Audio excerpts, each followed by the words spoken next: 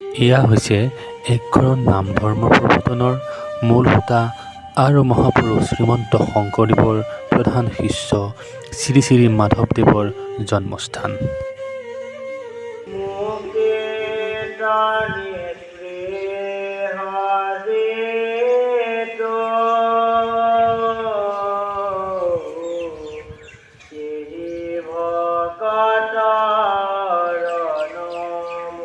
(1499) চনত নাৰায়ণপুৰৰ ৰঙাজান আৰু কাছিকটা নদীৰ মাজত অৱস্থিত লেটেকুপুখুৰী নামৰ ঠাইত হৰিশিঙা বৰা উজিৰৰ ঘৰত মাধৱদেৱৰ জন্ম হয়।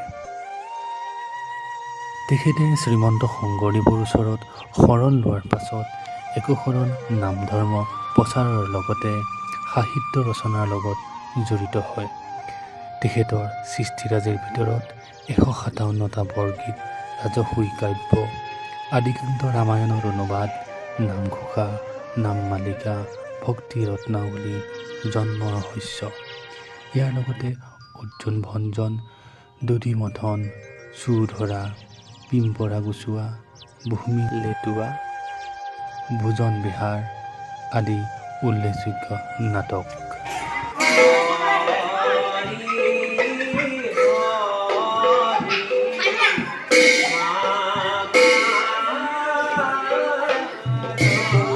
একো দেও একো খেও, একো বিনে নাই কিয়।